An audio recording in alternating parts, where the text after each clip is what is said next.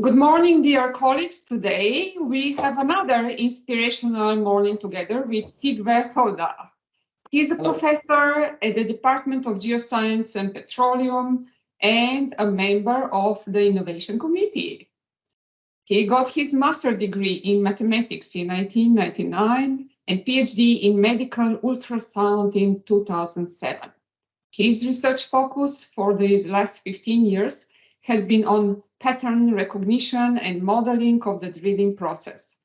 In 2019, he and his friends at the Department of Computer Science were funded by NTNU Discovery, and here our story starts. This marked the beginning of the innovation journey that he will talk about today. Let's listen to Sigve's ComputerWell, an ongoing journey of the NTNU startup. Thank you, Alenka.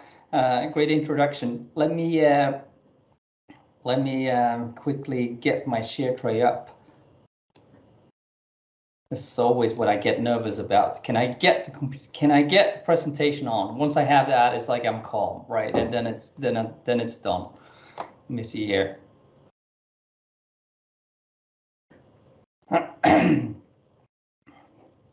Okay, so can everyone see this? Can they see like a big platform here? Yes. Okay, all right, okay. So basically what I'll do today is I'll talk a little bit about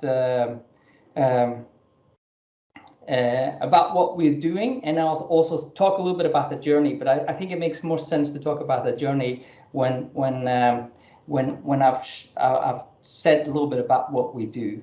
And first of all, I'd like to say something that despite the fact that I think everyone knows that we're in an energy transition and the resources are changing in the world, then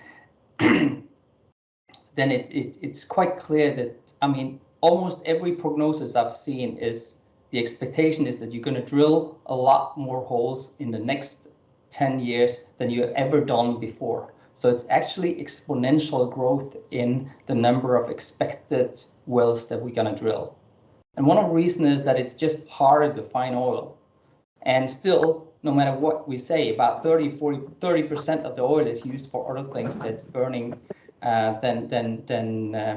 than used in engines or for energy consumption. So so that's a background for this. So and another thing that's really important is that it's really expensive to drill. Drilling it is expected that the operator pay the service companies about $210 billion every year. I mean, that's the budget we're talking about. It's huge. And another thing that's also very important, about 1/3 of the time, they're fixing stuff. It's non-productive time. So they can plan a well for 1 year, spend 2 weeks drilling it, and then ending up fixing things about 1/3 of the time. All equipment are brand new still. You have all these issues. It's really, really a lot of money that's been spent there, and also a lot of energy wasted. And also the part that you're doing, the uptime, can also be done a lot faster. Everyone agrees on that. What we say with this company that we created is that we can have this vital piece that really can reduce all these costs and also reduce the carbon footprint of what's going on, and making a better and making an environmentally statement to the energy mix. What we've built is a software for surveillance of the drilling process. And just to sort of give you guys a quick recap, you know, drilling is a very complex process, and usually you drill maybe 6-7 kilometers, and you don't drill straight down, you also drill sideways. And it is, I mean, drill string is the longest construction that the human has ever built. What I was trying to say is that the movement downhole is significantly different than the movement at the surface. And also another thing is, you have some measurement downhole because it's interesting to measure what you're drilling through and vibrations and things that goes on down there. But it's, first of all, it's a high temperature, high pressure. It's a really problem to get this information to the top. So also the information you get is extremely sparse. Consequently, we can save a lot of time because there's so much downtime and so much troubles. And also that's a lot of cost. In this case, time means cost because it's rig hours, and the rig hours are immensely expensive. And also the carbon footprint is not neglectable. We have calculated that, you know, if you can address maybe 5% of this downtime that you have of the drilling rigs world over, that's the same as the the carbon footprint of the entire car park in Norway. So, you know, it is huge because you spend a lot of energy drilling these things. Our solution is that we have made an ultra-fast simulator that predicts the entire state of the drill string at all times during an operation.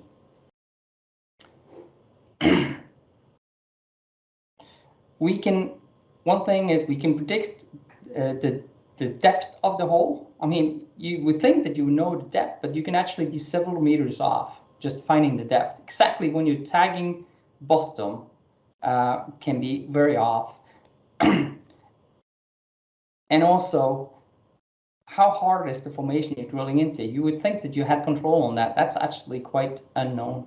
So that's something that people are, I mean, we have some knowledge about it, but it's actually difficult to find it.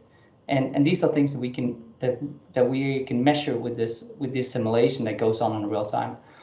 Also, we can detect how much heat has been generated at the bit, and also, you know, how fast the bit is worn is really dependent on how much heat you're generating. So if you can control how fast you're drilling to make sure you're in a good shape, then you can make them last longer. And every time you have to change your bit, it takes about 2 days to pull this out and pull it in again. And the same thing with the vibration patterns. It's always related to all the damage you're having. You know, you can have many G's of vibrations down there. Okay. Yeah. So yeah, so basically we have a drill string model. We also have a hydraulic model to everything outside and inside the drill string. So the models we're having is what they call fluid structure dynamics. So basically you have to model both and how they interact on each other. This is a good example of fluid structure modeling. In addition, this is what we have that nobody else has, is a bit rock interaction model. So we can actually say something about how hard is the formation and the bit wear and all these things while drilling. There's nobody has really fixed that problem. A lot of people have tried, and I think we're the only one who actually has a model that we believe is working.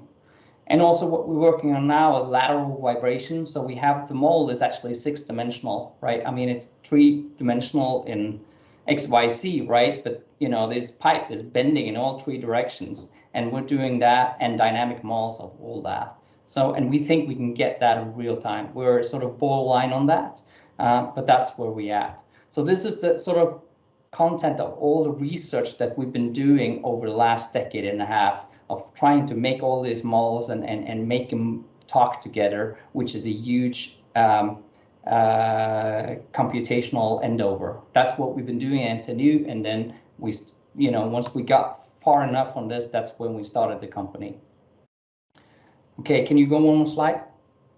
So basically this can be implemented on a rig. Next slide. And also at the real-time operation center. So they have real-time operation centers at the surface where they also monitor many wells. So they usually have one team working there, and then they have teams on every rig. And of course, you have all these people that's everywhere, and they can basically look at everything everywhere, like on cell phones or anything like that. Or computers, of course.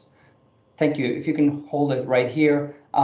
So how do you sort of get this out? I mean, obviously there's a number of huge players in the system, and we're coming out there and saying, hey, we can do this better than you guys. And we believe we can because we've focused on one single part of this for a very long time, while they've been doing a lot of things. And what happened very lately, and this is also about innovation, you have to look at the timing. And the timing has been that most of these big service sales companies, they have made platforms, and their platforms are made that they also understand that you can't do everything yourself, so they start having this cell phone ID that we make a platform and then people can make the app and attach to the cell phone, right? So we're thinking, I mean, one very quick way to market is just to take our apps and just plug it into all of their sort of platforms, and then it can be used in many situations. I also believe that since we've made so much modeling and so on, this might also be one way that the technology we're building will be part of, because they're competing, right? They're competing on which platform will be the best. So I think that one potential upside of what we're doing is that our technology, or the NTNU technology, actually becomes part of an app like that. So the logo might disappear at some time, and you might board into something like that, but we don't know that. You can also say that if you have some significant technology, you actually can have this this little extra where you can actually try to build yourself up and compete with them directly. But that's a longer road, and maybe we won't do that. But who knows? Maybe one more slide.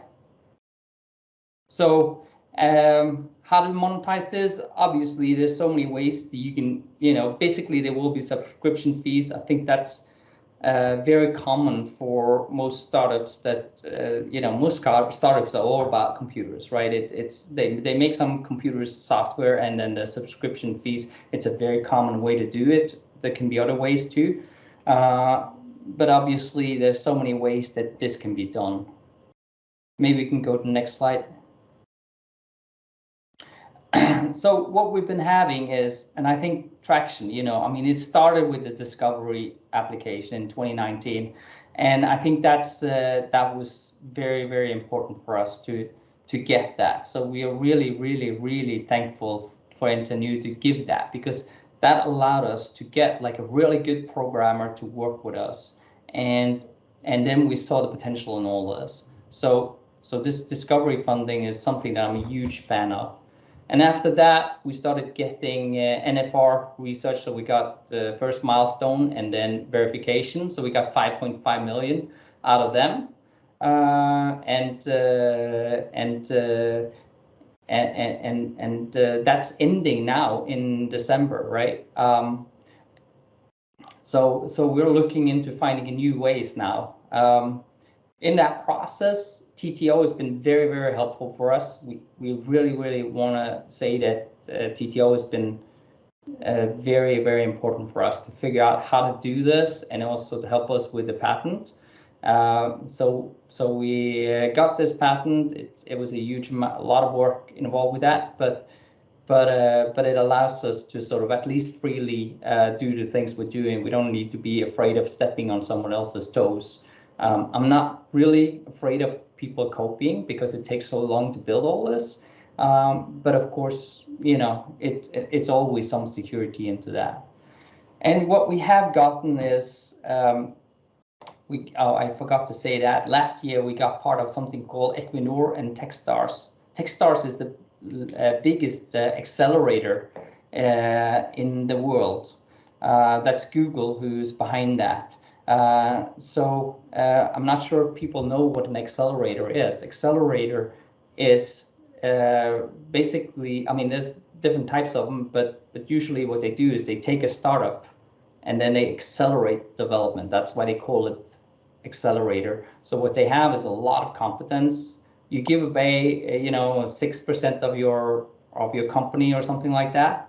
You get a little bit of money, not much, but you get 90 days of lots of experts helping you fixing stuff and figure out a good direction for us.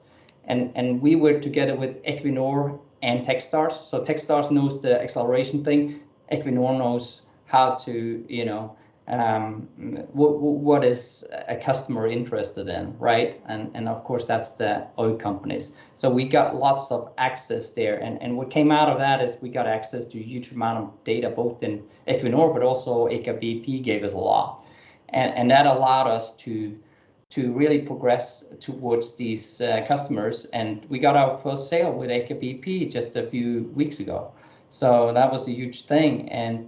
And I think now we're in process of getting an R&D project with them. So they're going to pay development for 2 years, you know, no state funding anymore, right? It's just basically pay all our development for 2 years if we get this to happen. So it's an interesting path we're doing. I mean, we're actually doing it without investors. How can you imagine do some startup for 10 years and 7 years or something and still without having investors in? Is there any questions or anything? I mean, I kind of see. I will stop sharing. Is that the end, Sigve? Yeah, well, there's maybe one more slide or something like that. Yeah, Okay. so, but I think it's nice to stop now, so there's time for some question, right? So, I mean, this is a little bit of the path we've had, right? So Vedanta Technology was a spin-off from NTNU that started, I guess it started in 2006. I joined in 2008.